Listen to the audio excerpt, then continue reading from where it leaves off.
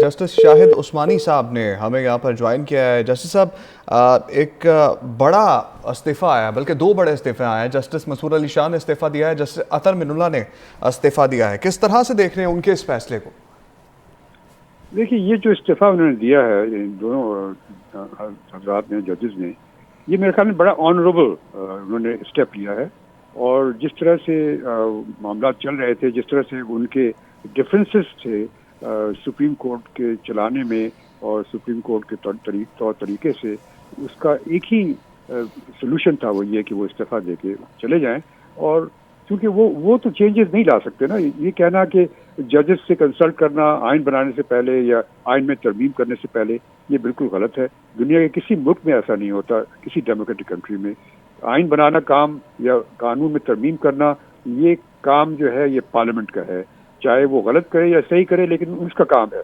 ये अलग बात है कि अगर उसको चैलेंज किया जाए और फिर वो जजेस के सामने आए कि ये किसी फंडामेंटल राइट के खिलाफ है, तो फिर उस सूरत में जजेस यकीनन अपना व्यू दे सकते हैं, लेकिन जजमेंट के थ्रू, स्टेटमेंट नहीं, खत लिख करके नहीं, जजमेंट के थ्रू।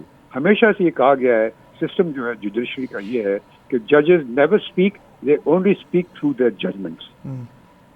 जस्टिस साहब, ये बताइएगा, जिस तरह से मामलात अभी चल रहे हैं, तो इन इस्तीफ़ों के बाद आपको लगता है, आप भी इस जुडिशरी सिस्टम का हिस्सा रहे हैं, कि मामलात स्मूथ चलेंगे या मज़ीद बिगड़ सकते हैं? कुछ और इस्तीफ़े भी आ सकते हैं इन इस्तीफ़ों के बाद?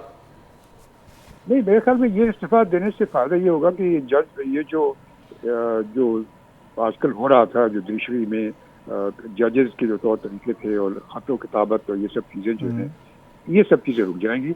क्योंकि अब इन्होंने एक रास्ता दिखा दिया कि अगर आपको पसंद नहीं है तो आप रिजाइन करके चले जाएं, कोई और आके काम करेगा। लेकिन इस किस्म की स्टेटमेंट देना बहुत सूरत, मेरी नज़र में तो जजेस की जो उनके डिग्निटी है उसके खिलाफ। जैसा वो तो 27वीं आईनी तरमीम में भी लिख दिया गया है ना, अगर कोई जज इनकार करेगा ट्रांसफ़र से भी, तो वो उसको मुस्ताफ़ी कर दिया जाएगा। अच्छा, ये बताइएगा कि अब जस्टिस मंसूर अली शाह साहब ने जिस तरह से बोला है कि अदलिया को हुकूमत के मातहत कर दिया गया है, क्या ऐसा ही है? अदलिया तो बहुत सूरत मातहत तो नहीं है। अदलिया और मुकर्रना पार्लियामेंट जो है, ये एक इंडिपेंडेंट अदारे हैं और कोई किसी में इंटरफेयर नहीं करना चाहिए। ना अदलिया को जुडिशरी में इंटरफेयर करना चाहिए, ना जुडिशरी को अदलिया को पार्लियामेंट में इंटरफेयर करना चाहिए।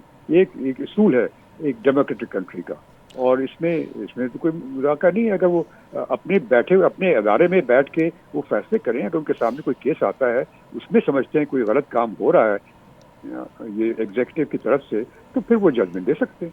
लेकिन क्रिटिसाइज करना एक काम जो मुकर्रना का है, ये मेरे ख्याल में बदसूरत गलत चीज़ है। और ये बड़ा अच्छा इन्होंने ऑनरेबल तरीका ढूंढा, रिजाइन करके चले गए। जैसा माजी में हमने देखा कि फेवरेटिज्म का टैग लगता रहा, जो भी पार्टी थी उसके हक में फैसले आते रहे, दूसरी पार्टी को इतराज़ होता रहा। तो क्या इस 27वीं अमेंडमेंट के बाद ये सिलसिला रुक जाएगा? क्या इसको सिरे से ही ख़त्म कर दिया गया, या फेवरेटिज्म का सिरा होगा ही नहीं कोई? देखिए, ये तो कहना मुश्किल है कि ये सिलसिला ख़त्म होगा कि नहीं होगा, क्योंकि हमारे मुल्क का तौर तरीका और हमारे लोग जो है वो मुख्तलिफ अंदाज से चीज़ों को देखते हैं। ये तरीका ख़त्म तो नहीं होगा, लेकिन ये ज़रूरी है कि ये हुदूद अपनी हुदूद में रहना चाहिए, पार्लियामेंट को और जुडिशरी को। और अगर जुडिशरी समझती है कोई काम गलत है और उनके सामने कोई केस आता है जिसमें वो फैसला दे करके उसको सही कर सकते हैं, तो बाय ऑल मीन्स वो करें। लेकिन स्टेटमेंट्स देना, खतो किताबत करना, ये जेब नहीं देता जज को, और इससे हालात और ख़राब होंगे, बेहतर नहीं होगा। जज़ब, आपके ख्याल में ये दोनों जजेस ने जो आज ये फैसला किया है, वो बेहतर है अदलिया की बका के लिए, जुडिशरी सिस्टम के लिए? ये मामला बेहतर हैं जो आज उन्होंने किए हैं?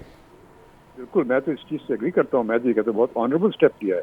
ये इनको बहुत पहले कर देना चाहिए था, बजाय इसके वो खतो किताबत करते और कहते कि चीफ जस्टिस साहब जाके वो पार्लियामेंट एग्जीक्यूटिव से बात करें, बजाय इसके कि वो शुरू में रिजाइन कर देते और रिजाइन करने के बाद फिर वो जो स्टेटमेंट चाहते हैं।